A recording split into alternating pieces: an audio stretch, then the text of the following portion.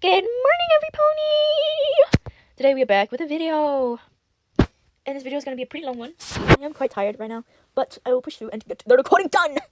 And then I can edit. Okay, so today, guys, we will be talking about Klance. And more so specifically, their characters. So, Lance and Keith. Yeah.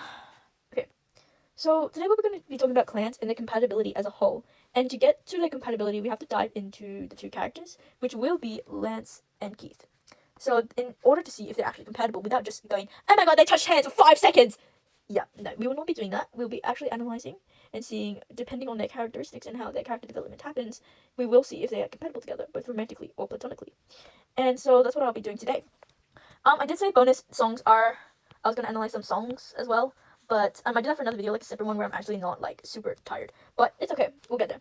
So, let's get into it, Pookies! Okay, so on the first, right off the bat, we have Lance. Now, I was going through some editing, and I have crossed some bits out, because for some reason, this is really disorganized, so this bit was supposed to be below this, but anyways. So, in the first thing we need to establish is why he has such a fat ego, and why it's so high in the first place, in around season 1 to season 3. So, we all know the Lance is the one that's like, oh cool, I'm gonna show off, blah blah blah, comedian, ooh, so funny. But yeah, that's basically what we imagine him as on the surface level. But there are some scenes that we come across that prove otherwise, that he's more of a complex character than we actually think to be.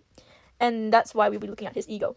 So, we know that he has a very high ego, and I have some evidence here where in season 1, episode 10 of Collection and Extraction, right before they were talking about Zarkon and winning, there was some conversation about the winner gets the universe, and Lance basically imagines himself as a winner of the universe, in some form of way that he thinks he can win everyone's approval, and everyone's, I don't know, thumbs up. Just everyone's thumbs up. Is basically what it is. And then also, in season 1 of episode 3, Return of the Gladiator, the guy that's like, got a big fat totem or something, he's like, grr, grr, grr, grr, grr. And he's like one of the first like boss battles that Voltron ever has to do, and it's like, he's actually so weak. But anyways, so in season 1, episode 3 of the Gladiator, Lance actually like does like this weird kick, and Voltron like falls and they get like attacked because of it, and then he responds with, I did something cool and you can't handle it. So that's already evidence that his ego is way off the roof, even though he's done something that caused Voltron as a whole harm. He's like, guys, I did something cool and y'all didn't, like, just admit the fact that you guys aren't cool. And then when Keith points out that Lance's kick ruined Voltron's balance and caused the robot to fall over, he kind of deflects the blame to Hunk, because he says, yeah, like, don't even chat with me, brother. When he tries to kick Mayak's orb, he tells Keith to stop living in the past, when the red pattern reminds him of the earlier fall. Because, he's like, bro, stop thinking about my bad things, stop thinking about my bad things and, just focus on the freaking fight, bro, seriously. His kick actually misses the orb entirely, and they get bashed in the face. Imagine. L, that's an L for Voltron. But anyways. And so basically this failed kick actually, I should highlight instead, actually serves to set up a pattern that continues over the first 2 seasons. Lance attempts to make himself look good by performing something he does not have successful experience in, only for his self-aggrandizing self to screw things up for the team. So yeah, so his ego is pretty high, guys. He wants to show off. He's like, I'm the coolest one of the bunch. Coolest fighter. Coolest paladin. Oh my lord. But what if there's a reason behind this? Evidently, you might have already ding ding ding ding figured out why he's like this. Maybe you are just that intelligent, and I commend you for that. You guys are pretty smart, my followers. But yeah, that's when we are going to get to this. So why is his ego so high? Let's find out. Well, shall we? Here we are. So, actually, no, let's go to this one first. Oh, it's as simple as this. He wants to show that he is more than just whatever this is.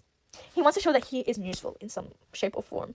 So basically, he actually struggles with finding his worth within the team, and it is actually really evident that this comparative cycle that Lance is always in, that he's like thinking he's not good enough, he's not good enough for the team, he's not worth anything, and that he fails everything that he does. So he tries to attempt to show off and look cool and try to do something that can be recognized by.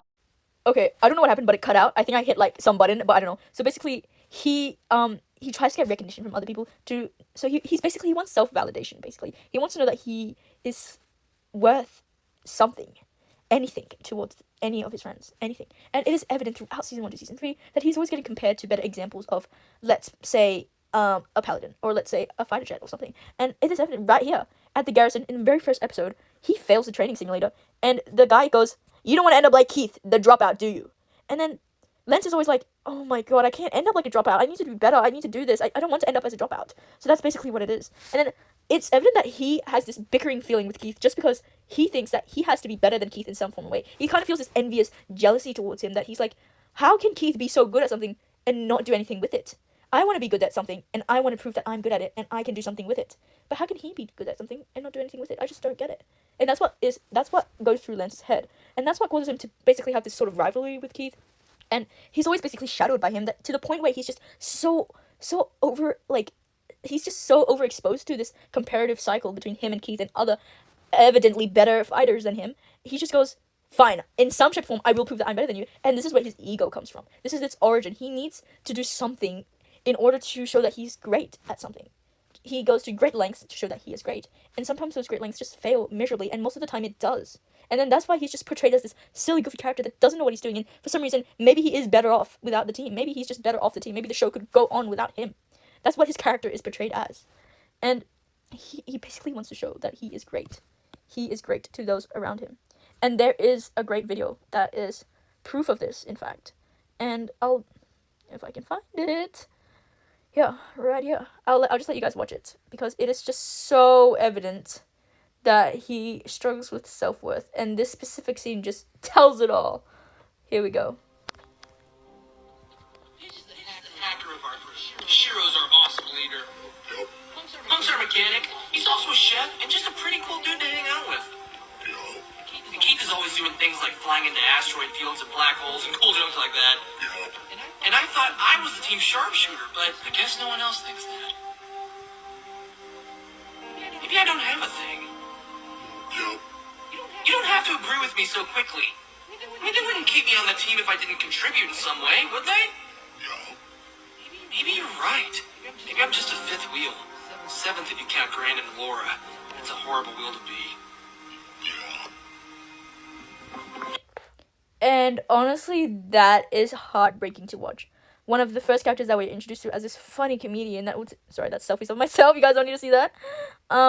He's just, straight off the bat, we think he's this funny character that just lightens up everyone's day. But in reality, there's so much depth to him that we just don't realize. And that's why he struggles with his self-worth. Straight up, right there, proves everything.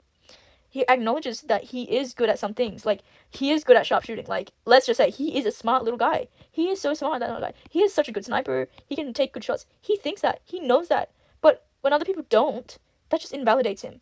It just invalidates him to the point where he's like, am I even any worth to this team? Like, sometimes I can do one or two cool things, but then everyone else is doing 5 or 6 cool things. Like, what am I worth if I can only help the team once or twice? I want to be helping them more than once. More, and more. And that's what he struggles with, basically. Which is really heartbreaking. I love my baby. Anyways. That's basically what the summary is. I don't know, I kind of explained it pretty well, so if you don't know what I talked about, rewatch it, bro. I'm not explaining it again. And so, while he, at the very start of the seasons, while he is in love with Allura, it is evident he's just in love with the idea. What the hell? With the okay, that is a bad color. Okay, with the idea of her, because he wanted to prove that, to some extent, that if he could acquire this lady, this woman, this beautiful, stunning, ethereal woman, he can finally show that he is at least worthy of love. If he can't be worthy of anything else, then he can be worthy of love. That's why he's so attached to this, like, trying to get Allura, trying to get girls. That's why he's, like, sort of like the slut guy, you know? He's going around trying to get girls and stuff, the lover boy Lance. But I think, in my honest opinion, it's because of this. Because he feels like he needs love from someone, because although he grew up in such a loving family, everyone around him that is not his family invalidates him very harshly. And I think to some extent his family does too. I can't remember when, but I don't know, but it's just, he just struggles with it so badly. He wants to show that he's worthy of something. And that's why I think that when he's so, like, he's pursuing Allura so crazily to the point where he's like, wanna go on a date with me? Like, let's go on a date right now, after we just met like 2 seconds ago. Oh my hot diggity dang, let's go on a date. Although, yeah, there might be just a real attraction, like a real one. Personally, I think on a deeper level, it's because he just likes the idea of it. He wants to show that he can be special to someone else. He can be of importance to someone else, and it's basically that. And so, basically what I've said here, if he can't be worthy of anything else, then he can be worthy of love, I guess. But he can't, because he doesn't even get a love interest in the freaking... Oopsies. Sorry, Machi, I kicked you. Sorry, guys. So, if he is at least worthy of love, if he can't be worthy of anything else, an example, he thinks he's not worthy of being a paladin. Womp, womp, womp. And which brings us down to the ego realization. Number 2. Boom. how this ego actualizes itself in Lance. Lance realizes it. Oh, this poor little guy. So, let's talk. There's a lot of Klance going on down there, but let's not get to that so quickly, gang.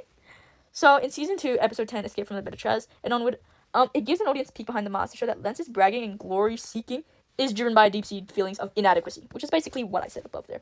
He wants so badly to be special and make himself stand out as someone unique and important because he doesn't believe he's enough on his own. When the Blue Lion shuts him out in season 3, episode 2, the Red Paladin, and he becomes the Red Paladin, he quickly concludes that he... Oh, okay, that's supposed to be the freaking episode name. I didn't even know. I was trying to understand what I was trying to read. Okay, so when the Blue Lion shuts him out in that specific episode, he quickly concludes that maybe he just doesn't deserve to be a paladin. Like, he's not even meant to be a paladin at all. He just quickly concludes that straight off the bat. He doesn't question whether the Blue Lion is broken, whether something's happened with the relationship, maybe something, the Blue Lion doesn't understand him or anything or anymore. He just straight off the bat concludes that he's not meant to be, that he's not worthy of it.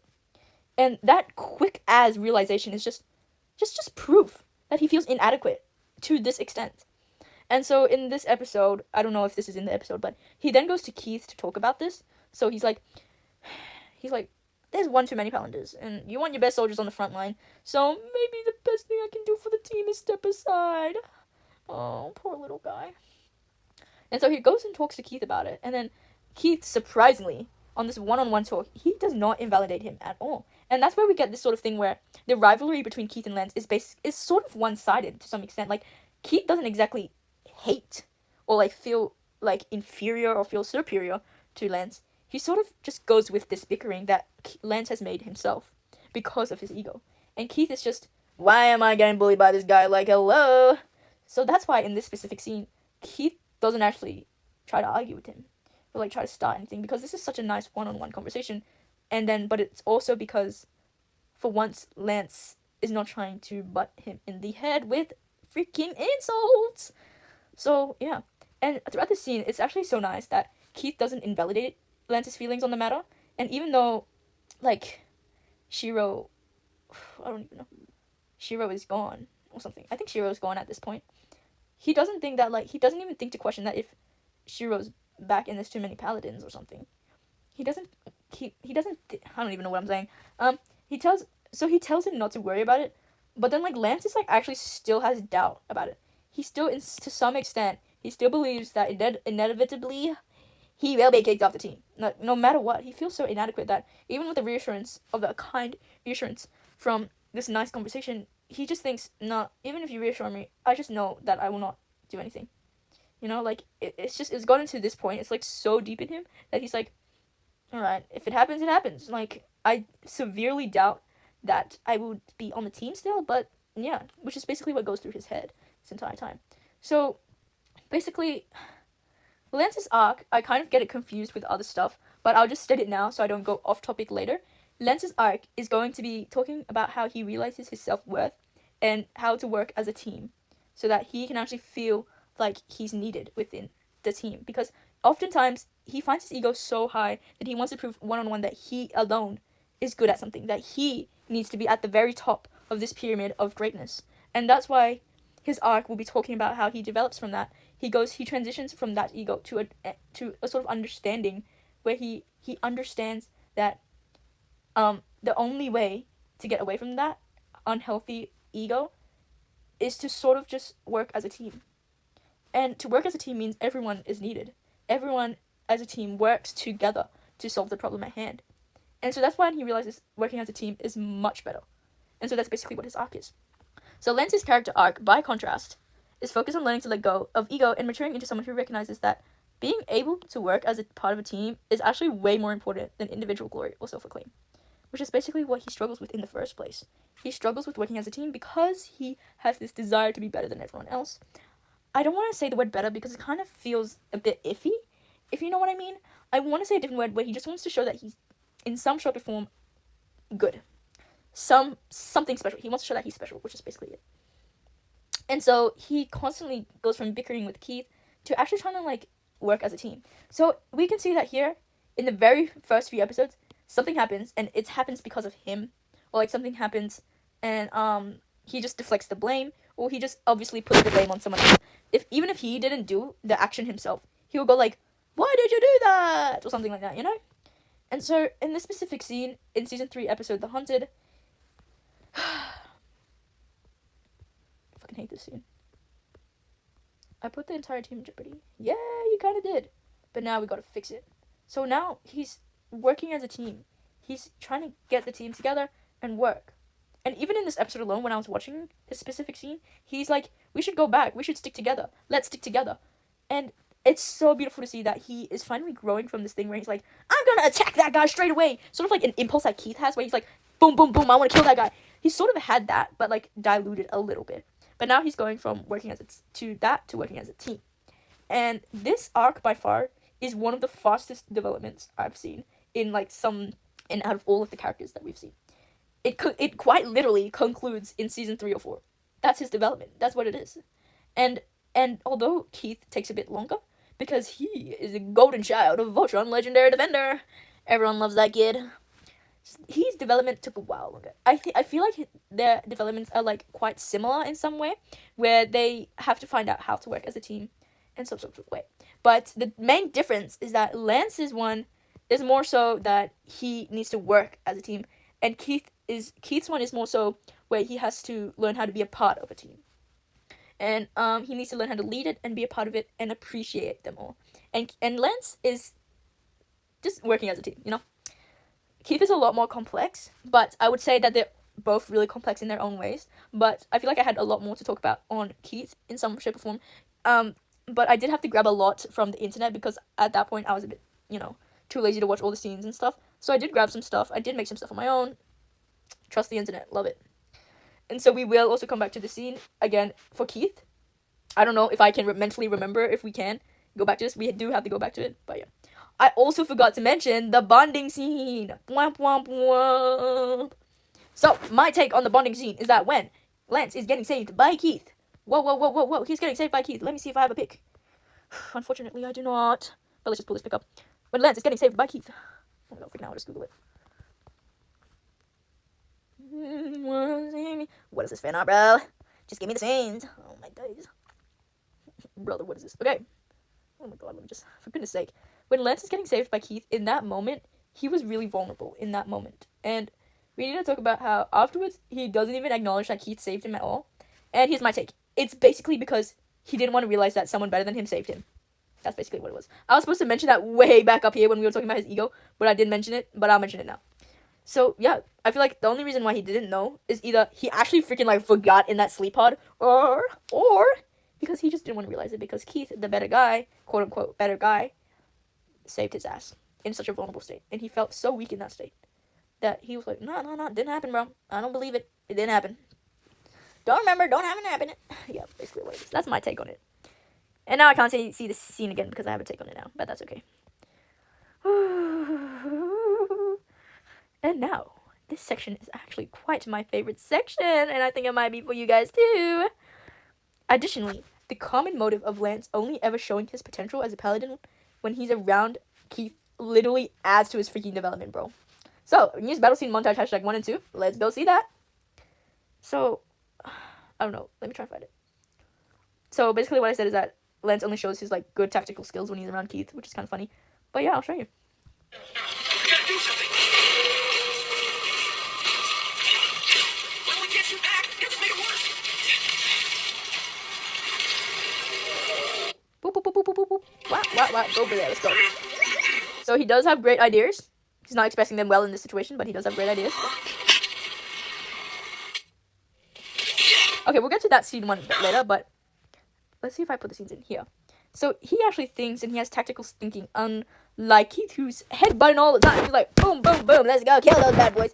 And Lance is thinking out the box, and that just shows that he is actually quite smart as a person.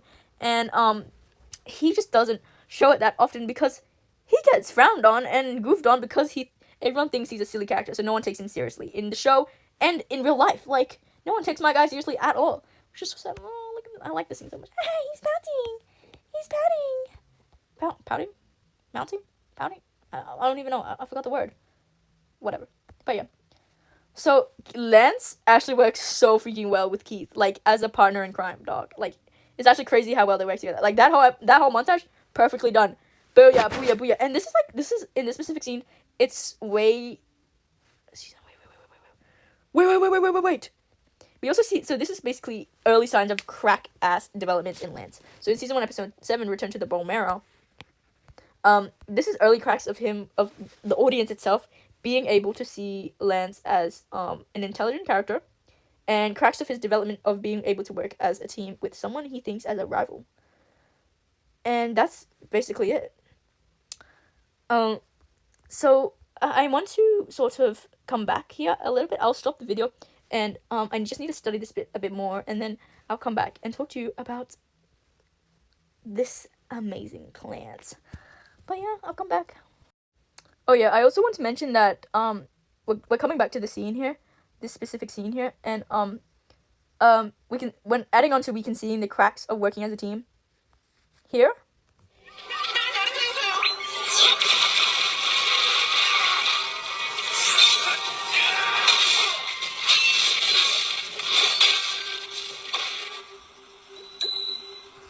We can see that Lance lets Keith take the glory of that fight, and he acts as his backup basically in order for him to do that. So he's working as a team together, and we'll get back to the backup part later, which is going to be spicy, in my opinion. Okay, so I think I've got it down. So in that scene I just showed you, in that last little montage of me talking, he acts better as Keith's right-hand man. And I want to talk about the metaphor of him transitioning from the blue line to the red line. It's a metaphor from how he's transitioning from his egotistical self to working as a team. And we can see that red shadows him. And I'd like to think of that metaphor as him being under Keith, but not in an inferior way, but as a sort of helpful, insightful, and right-hand man sort of way. I've done research, and in the original Voltron series, Lance acted as Keith's right-hand man, which giving him lots of tactical skills, tactical information, and sort of helpful stuff to help Keith decide on what to do with the team next, on what to move on what the goal is next, sort of basically for a mission, for any sort of thing. So in the old version of Voltron, Lance acted as his right-hand man, and we can see that forming here in Voltron Legendary Defender as well. So Lance is working as Keith's right-hand man when we see him transitioning from the blue line to the red line. Because in season 1, when he is the blue line, we can see he sucks as working as a team. He just wants to get the glory from himself, as stated before in the ego part of this Lance section. And so when he transitioned to the red line, it's him being accustomed to working as a team, or more so working as Keith's right-hand man, because quite literally, it is his right-hand man. He is the right hand. So it's very important to note that him accepting his worth within the team, whether it be under Keith or not, is basically letting go of his egotistical self. He's letting go of the blue line, basically. That's the metaphor. Letting go of the blue line, metaphor, letting go of his ego, basically. That's his arc. That's entirely it. And it's just beautiful to see that he works so well. With Keith. It's insane. Together, they're the dream team, bro. I feel like we were so robbed. We don't get to see a lot of Lance helping out Keith during fights and stuff, but there are clips of it here and there. And it's basically when Lance is like, bro, we gotta stop this shit. We gotta stop this. So it's basically in this episode 2, where he's like, Keith, we gotta stop. We gotta go back. And stuff. And Keith being the butthead that he is, he doesn't listen to Lance. And that's why Keith goes through a development later, but he's doing it now. Which we will talk about. I will come back to this. I have to, for Keith's thing. Because in this part, Lance is like, let's go fix it. Let's go, Keith. Because Keith is so down bad, so down in this montage that he's like, oh, what have I done? He's spiraling into this sort of, no, why did I split the team apart, bro? It's all my freaking fault, and blah, blah, blah, blah. Lance, going through that little sob story, is like, yeah, but we can do this. We can do this. Together, we can rule the world. We got this. That's basically what he is. So, he works perfectly as his Keith's right-hand man. He's supportive. He's intelligent. He's tactical thinking. And he's actually good as a sniper. When you think about it, there's always going to be someone at the front and always someone at the back in a Vanguard. So in the tennis player, you got the tennis ring, and you got one person and one person here. And you need one person at the back of you to always have your back. And you need this person right here to always have you. That's what I'm thinking. Keith, man, my man, he's the front. And then Lance is the back. And then he's got Keith's back. And Lance has got Keith by fighting the front area. So one in some shape or form, they need each other to work together. They need each other to basically work well, in order to get stuff done. It's it's amazing. Like, they support each other really well. It's because he's sharpshooter, sniper, and he is quite literally the vanguard. Wait, did I use that word right? I think it's vanguard. Shut up, I need to know the meaning. Yeah, so vanguard. So basically the front area. So you need one or the other to help, fight people off, basically. They both work well on their own, but to work tremendously and stunningly, they need each other, basically. It's not a codependent relationship at all. I did not say anything like that. It's just a relationship where alone, great. Together, even better. They need each other, basically. In the way that they need to help each other out. They need to help each other out. Sniper, booyah, vanguard, I'ma help you out, bro. My vocabulary is declining so badly. Maybe because I'm tired. Who knows? Also, I found not such a fun fact. Zarkon and King Arthur and Lance and Keith is basically like a fat parallel because they were both like, why did I put a heart? Arthur was right hand man, and Zarkon was the leader, and now he's the right hand man, and he's the leader, which is low-key crazy because like he becomes an outsider later as well if we think about it. But yeah, So, what DreamWorks wasted and what does it all mean? I'm gonna stop the recording now and drink some water because I need some water. Okay, for some good god reason, I forgot to freaking even record this bit anyways. It just cut off on me saying, I'll drink some water and I'll come back. And then I never even came back. Anyways, whatever. Let's get to it. So, what DreamWorks wasted and what does it all mean? So, like, basically when they made Lance's development of him growing up, of him growing to be someone that is working a part of a team and worrying less about his self-worth and everything, when they freaking just like portray him as a stagnant comedic side character, it's hard to see this development in the first place. So it makes his development less noticeable. And then like when he gets turned into a freak ass farmer, what was the point of the development? Like, he had aspirations, he wanted to be someone cool, he wanted to do stuff, and then what is he now? A freaking farmer? You gotta be kidding with me, buddy. So what was it all for? I don't even know. And when they made him go and I don't even know, like, get with Elora? Like, come on, Jesus Christ. It's just freaking idiotic to the point where, like, he's just... let me try and find it. Like, now he's back to worrying about if he's actually worthy of Elora's love.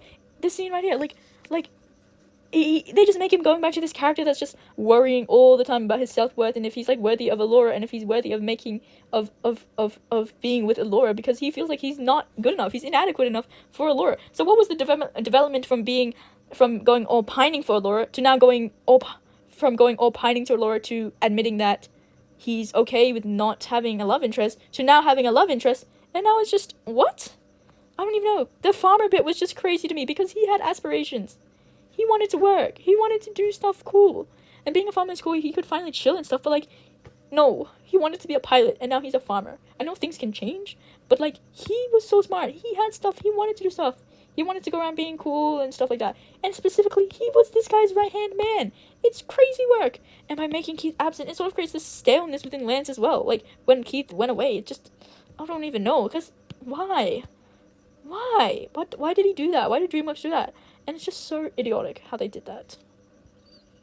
I think that's what I really have to say for that, because I think it's already pretty obvious how much they fucked up Keith freaking Lance's character. How much they freaked up his character. It's insane. It's freaking insane. Like, all of this. Look how much I had to yap about. It was already 30 minutes, sped up to 1.6x speed, and I had that much to talk about, and now it's just all wasted. Great job, DreamWorks. Great job. Tim Hendricks was there for the first 3 seasons, cooked up, and then everything went to shit. Y'all couldn't just follow the blueprint that was already there. Are y'all that dumb? What are you guys getting paid for? I swear to Globe. Oh, anyways, I'll be moving on to Keith in the next section. So stay tuned for part 2 because I'm doing this in parts now. Because I'm not going to be uploading like the full ass like 1 hour and 40-minute video because that's almost like an hour, like a whole ass movie at that point. So I'll just put it in parts. And plus, I haven't even finished recording some other bits. So I'll just put it in parts for you guys. And I'll release it one by one when I have the time. So that is the entirety of Lance's character from my opinion. From what I've seen so far and what proves is his character and what I think it comes out of it. But in summary, he is a great character. He's written greatly in the first few seasons. He's written amazingly. They set him up as this character that goes through development so well, so smoothly, and then they freak it up.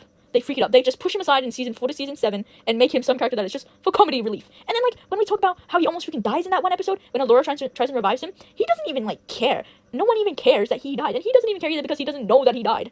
He didn't know that he died. And then when no one else mentions it, like, what? what the freak? Why did you guys have to write that? Like, you guys did not have to write that. How did that relate anything to the development of the team in season 1 to season 3? It makes no freaking sense. Freaked up. I can't watch this show without thinking about it. Because how can I enjoy a show that was so beautifully written in the first 3 seasons just for it to get freaked up in the next season? And then the only character they care about is Keith. Because when we get down to Keith, you guys will see how much of a golden child he really was. They only cared about Keith. Everyone else was like, freak off, bro. Like, we'll give you like 1 episode of screen time as your backstory, and that's it. And that's it. That's really what they did for Pidge. It was quite literally 1 episode. And that backstory was just a backstory. There was nothing, there was no character arc to her. If I even analyzed Pidge, I was trying to think, I was trying to rackle my neurons. Nothing. Like, and I feel like her character arc was also set up really nicely in season 1 to season 3, and it just got casted aside. Everything was casted aside. It was just insane.